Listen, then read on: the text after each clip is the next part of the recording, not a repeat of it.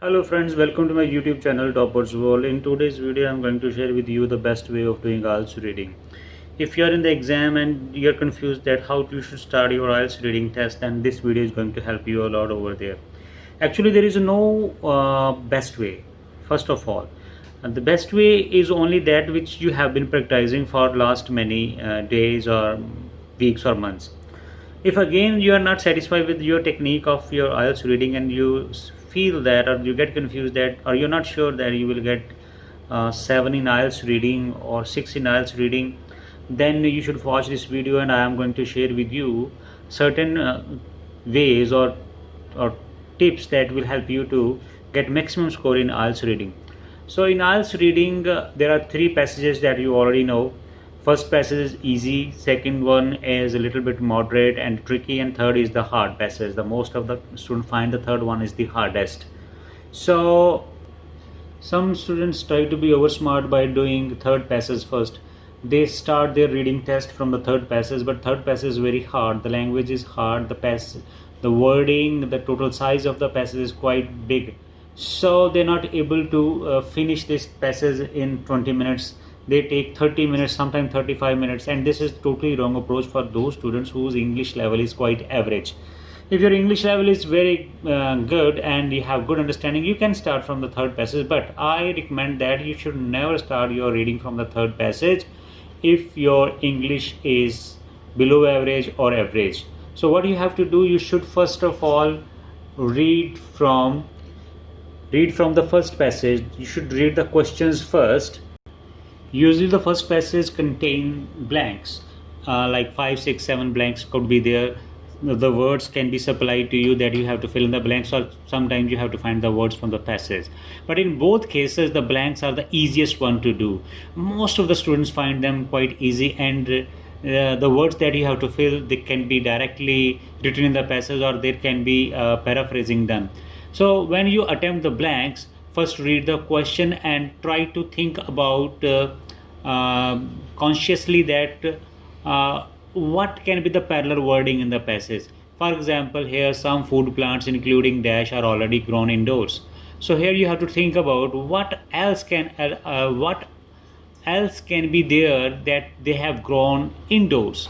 So such kind of critical thinking must be done by you in your brains before searching for the answer. The most of the students, what they do, they just read the question, they don't think, they don't analyze the question, and they directly go to the passage to search the keywords. But in these days, my dear friends, keywords are not as same like as in the question. There are synonyms or parallel wording, so you have to be very smart to find out what kind of wording can be there in the passage. So first of all, what you have to do, read the blanks and think, and then search. You can use the technique over here like scanning and skimming technique. Usually first passage also have questions like true, false, not given, or yes, no, not given. Here I give you one very important advice that you should not forget even at the exam time. Suppose you find the answer of the first question, first statement, you find that this is true, but you're not able to make judgment for second statement or not able to make judgment for third statement.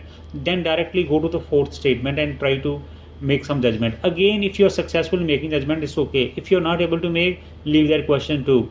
You can attempt those questions later on, and you just mark cross the questions that you have not attempted. You can attempt those questions in the last, because the true, false, not given are such kind of questions which take a lot of time. And if you're not able to make judgments, if you're confused between false and not given, so sure that you will waste 2, 3, 4 minutes. My dear friends, you have to keep one thing in your mind over here. Time is score here. Often we say that time is money, but here time means score. If you waste your time 4 or 5 minutes only on one question, then you will never be able to get 6 or 6.5 band in IELTS reading. So what you have to do, you leave those questions unattempted, so that even when in the last you will have some time, 5-6 minutes, you can make some blind guess about them, or try to make any judgment. Rough judgment can also work. Either you can write true, or you can write false, false. If you don't get any time, then in case you have time, then you can do some reading further. But I advise you that don't waste time in the beginning, because the first passage you have to spend only 12 to 13 minutes, 12 or 13 minutes, maximum 14 minutes you can spend, but you shouldn't spend more than that time, because next passages are going to consume your watch of a lot of time. After attempting your first passage, then you should directly come to second passage. And in second passage, the questions are like multiple choice type questions. Then I advise you that leave them. You should attempt them in the end part or at the end of your exam. Leave them because they are very time consuming. You can see here the question, like one question is there and there are 4 options, and all the options are quite lengthy.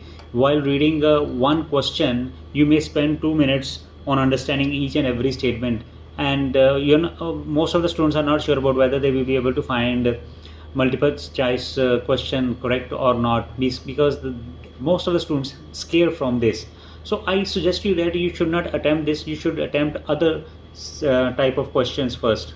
Other type of questions can be sentence completion, like for example here we have sentence completion type questions. They are easy to do. If you are good in grammar, you can take your knowledge of grammar, like subject verb object type sentence structure, to decide that which part of the sentence will be the right answer to the question.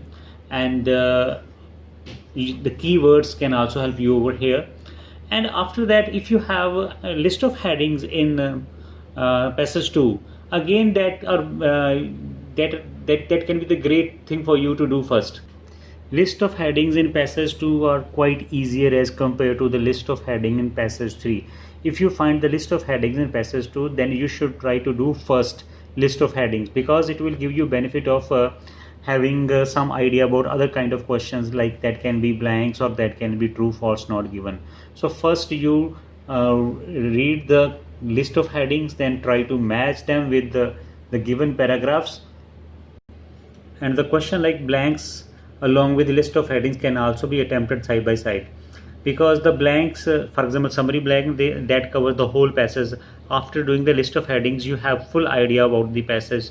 You have done enough work to reach each and every corner of the passage, so the summary blanks then become easier for you to attempt if you have done list of headings first. Now come to passage 3. I hope that you will have sufficient time, at least 20 minutes for passage 3. If you are able to save your 20 minutes for passage 3, then you have better chances of attempting the whole reading test for maximum score. And if you have list of headings in passage 3, again I advise you that you should attempt them before attempting them, you should read other questions as well of list of headings. So before starting list of headings of passage 3, you should have one view of other kind of questions that could be blanks, or that can be true, false, not given, or yes, no, not given. So just have a view of all those questions before attempting list of headings, because you might be able to get the answer of these questions while attempting the list of headings. Otherwise you have to do the double labor, and that will be a wastage of time. So I suggest you that read all the questions, other questions than list of headings, so that you will be able to save the time. And in the last, if you get the time, I know that in the last most of the students are short of time, they only get 1 or 2 minutes. In that time period, I would suggest you that you should do MCQ type of questions which you were not earlier able to do, and just do the guesswork or whatever the information you have. Just read the statement and take the most suitable option. At this time you cannot afford to read the passage, so you should do your brainstorming, and whatever information you have, you can as per that information take the decision. And then go through true, false, not given, or yes, no, not given of passage 1 or passage 2 that you left unattempted because of shortage of time or not able to make decisions. Here you can make rough decisions or guesswork. If the question statement is quite lengthy, statement of the true false is very lengthy, then it will be most probably true. And if there are comparisons, then that will be not given.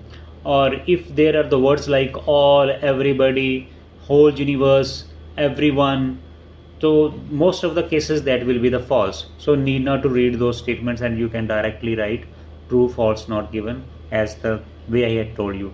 Hope that you will do your IELTS test very well. Thank you very much for watching this video.